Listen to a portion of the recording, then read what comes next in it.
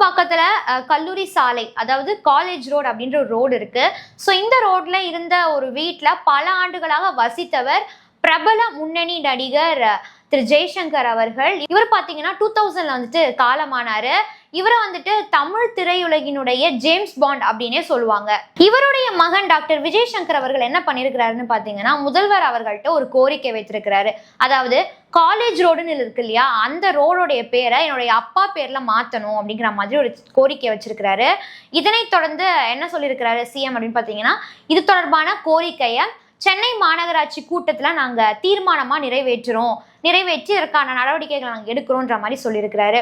ஏற்கனவே நமக்கு தெரியும், விருகம்பாக்கத்தில் நடிகர் விவேக் அவர்களுடைய இல்லம் இருக்கிறது. அதனால விவேக் அவர்களுடைய பேர் கொண்ட சாலை அங்கே ஒன்று இருக்கு. அதே மாதிரி சென்னை காம்தன் நகரில் எஸ்பிபி அவர்களுடைய இல்லம் இருந்தது.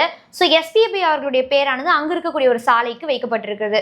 இதன் தொடர்ச்சியாக பட்டினம்பாக்கத்தில் ஒரு சாலையில் MS விஸ்வநாதன் அவர்களுடைய பேரானதும் வைக்கப்பட போகிறது. இதனைத் தொடர்ந்து தற்போது ஜெய்சங்கர் அவர்களுடைய பேரும் இந்த பட்டியலில் இடம்பெற போவதாக செய்திகள் வெளியாகியிருக்கு.